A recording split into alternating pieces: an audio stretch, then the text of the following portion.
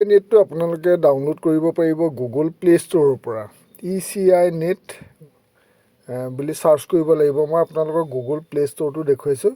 তাতে একেবাৰে তলৰ ফালে চাৰ্চ অপশ্যনটো আছে, তাত চাৰ্চত ক্লিক কৰিলে তাৰপৰা ওপৰত দেখিব চাৰ্চ এপছ এণ্ড গেমছ বুলি আছে। তাতে ECINET দেখিছেনে? ECINET তাতে ইনষ্টলত ক্লিক কৰি দিব। ইনষ্টলত ক্লিক কৰি দিয়া অকণমান পিছতে আপোনালোকে ইয়াতে 78.34 MB আছে। এই এপটো আপোনালোকৰ মোবাইলত ডাউনলোড হৈ যাব। তাৰপিছত ECINETত কেনেকৈ লগ ইন কৰে এই ভিডিঅ'টোত মই দেখুৱাই দিছোঁ। যিসকলে অসুবিধা পাইছে অন্ততঃ ভিডিঅ'টো চাই সুবিধা পাব। ECINET সকলো প্ৰিজাইডিং অফিচাৰসকলৰ কাৰণে প্ৰয়োজন হ'ব।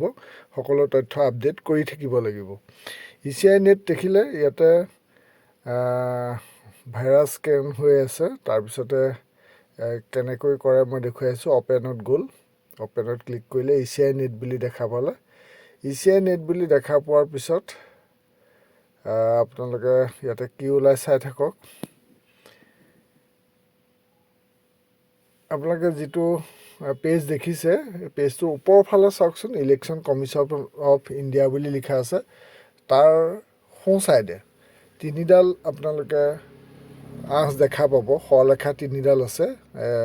ইলেকশ্যন কমিশ্যন অফ ইণ্ডিয়া বুলি একেবাৰে ওপৰত যে লিখা আছে, তাৰ সোঁফালে যে তিনিডাল আঁচ আছে, সেই আঁচ তিনিডালত আপোনালোকে ক্লিক কৰি দিব।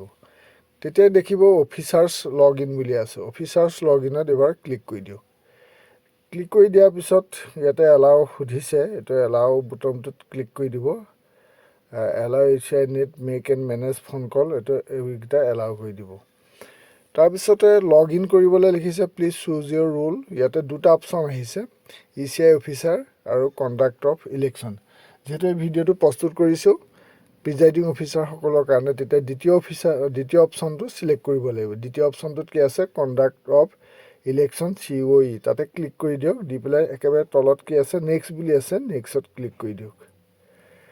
ইয়াতে কেইবাটাও অপশ্যন দেখা পালে। ইয়াৰে 3 নম্বৰটো চাওক, প্ৰিজাইডিং অফিচাৰ PRO বুলি লিখা আছে, সেইটো চিলেক্ট কৰি দিয়ক।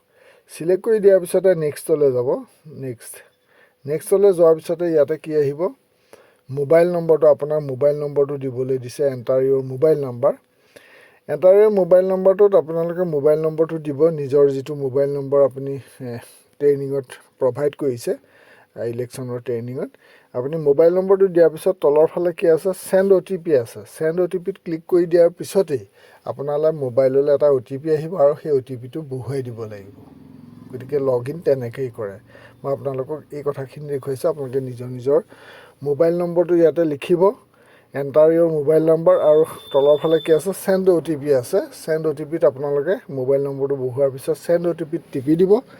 মানে চেণ্ড OTPত ক্লিক কৰাৰ পিছতে আপোনালৈ এটা OTP আহিব আৰু আপোনাৰ মোবাইলত ডাটা পেক বা SMS পেক সক্ৰিয় হৈ থাকিব লাগিব, তেতিয়াহে OTP আহিব। গতিকে আপোনাৰ OTPটো অহাৰ পিছতে আপুনি OTPটো বহুৱাই দিব। OTP বহুৱাবলৈ জেগা আহিব আৰু তাৰপিছতে আপোনালোকে সেইটো লগ ইন কৰা হ'ব। আৰু তাৰ পৰৱৰ্তী পৰ্যায়ত কি কৰিব লাগিব আমি পিছৰ ভিডিঅ'ত আলোচনা কৰিম।